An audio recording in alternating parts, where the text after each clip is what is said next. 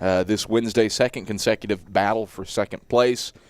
4 teams tied for second. Carson-Newman and Anderson, that's the Eagles' opponent Wednesday at 8, are 2 of them. The others are Wingate and Newberry. Chuck, an Anderson team that you split with last year, but loads of talent, particularly in the form of Chandler Hash, leading scorer in the SAC. He's 11th in the nation, and the man that makes the most threes in the South Atlantic Conference, 3.6 a game, which is 7th in the nation. Yep. How do you slow him down? Well, he's a senior. He's hungry. He's proven. We go into it first of all with a specific game plan to try to identify him, find him, and limit his clean looks to the basket. Our guys are learning to become better and more proficient in terms of executing our game plans, our scouting reports. But that's it. You're not going to shut him down completely, But you defensively, you want to try to, like I said, find him in transition, limit his touches, limit your help off of him, give him major help on when he does try to attack and drive the ball.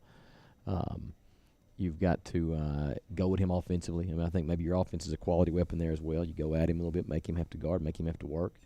But you respect the kid. You know that he's capable, and that he's got some poise, and he's got some toughness that he's seen other teams have tried to stop him and has still been able to put it together. So it's gonna be a tough challenge for us for sure. How much does C.J. Gleaton add to the table, coming in 15.2 a game, 7.2 on the glass? Well, I mean, he was a kid that would have played last year. Of course, he got hurt, and that changed some things for him. He had the red shirt, but he's good physical body. He and Hash together, I think they're putting up about 18 free throws per game, and that says a lot. I mean, they're more aggressive. Gleaton can catch and shoot the three, but he really prefers to shoot the thing inside the 3-point line and to attack the rim. They've got a good blend. I mean, you've got. We talk about Hash, you talk about Gleaton, but they've got so many kids that play well, and then of course, Jason Taylor. He's one of the better coaches in this region, I think, and I think he just does an outstanding job. His teams are prepared, their schemes are unique, and they're tough team to play. A team, too, that has had some fairly gritty performances, 5 losses on the season, but 4 of them have been by 1 possession, 3 points or less. How do you get them out of their rhythm, out of their pacing, out of their tempo, however you want to phrase it, to where you're not in a do-or-die situation late in the game? Well, based on what you said, it's probably going to be do or die late in the game, and we'll be happy to be there. I mean, we'll be happy to have a chance at the end if that's the way the cards play out. We were talking earlier. We went there last year and we're sitting in a pretty good spot, and it came down more or less the last possession or so of the game. My first year as head coach here, we went there and actually won on the road. So we've showed 3 times we've been down there. We showed pretty well 2 of the 3. And then we go down there this time.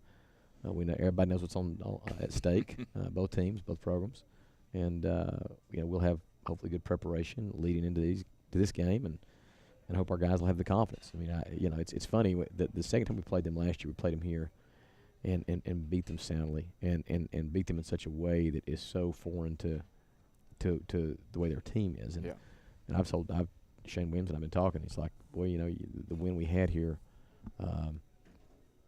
Does that fuel and inspire them this season, or does it potentially create a question mark? Because it was as good as we could have played, and it was probably, and from talking to Jason, they never really had a showing like that, and they're much better than they showed in that second game we played here. So it's going to be interesting to see if that last game we played them last year rolls over this one at all for either program. The game you're referring to, you beat them 90-55 in that game, and the Queens game from last year that you won at home by 35 are the 2 most incredible victories that I've seen, I think, since I've been here in the last 2 years. Oh, they were absolute. They were great. They were quality wins. They were great wins.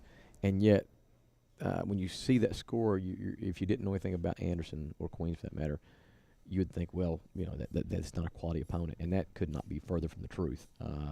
Anderson has been and will be an upper echelon program in this league as long as they're in this league. And again, as I said, Jason Taylor, when he's second to none, I think he's outstanding. He recruits well.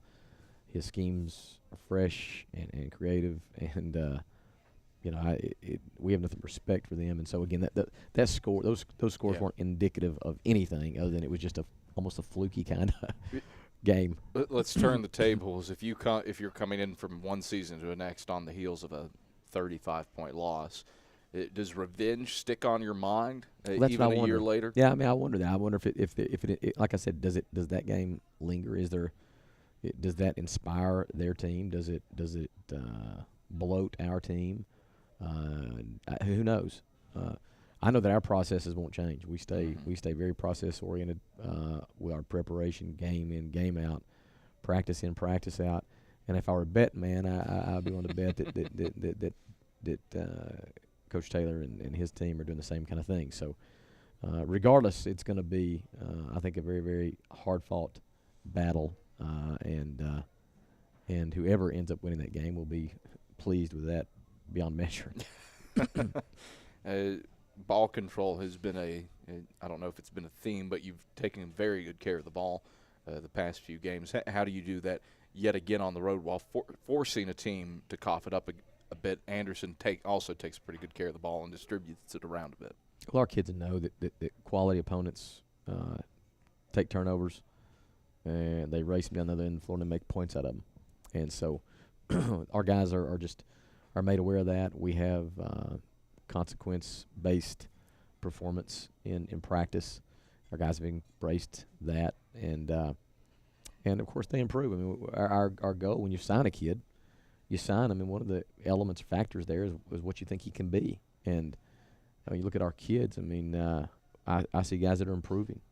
Some subtly, some and very obviously, but turning the ball over is a no-no. Taking care of the ball is a big check mark, and we value that. And fortunately, we've got many guys that have bought that completely. Is there any difference to the way Anderson plays from one half to the next? And the reason I ask this, they've scored 584 points in the first half, 757 in the second half. Is there anything that you can pinpoint there? Well, I think most teams feel a little bit more relaxed and comfortable, and you sort of broke through that initial shock of whatever you're finding yourself in that first half. I think they do a good job of making adjustments to the half, an outstanding job actually, and then if you look at Chandler Hash, I mean, once that guy sort of figures out what he's facing, he has a unique ability to sort of make the adjustments himself, and he has the perfect sort of blend. He can shoot the three, and yet he can get to the line when he wants to get to the line, and that's a terrible thing to have to face when you're sitting on this side of it. We hope our guys can do that, and he figured out how to make it happen. And when he gets to the line, he shoots a fairly remarkable percentage, up around 89, 90%. Yeah, I was going to say he makes automatic. 9 of 10, so that just makes it that much more challenging.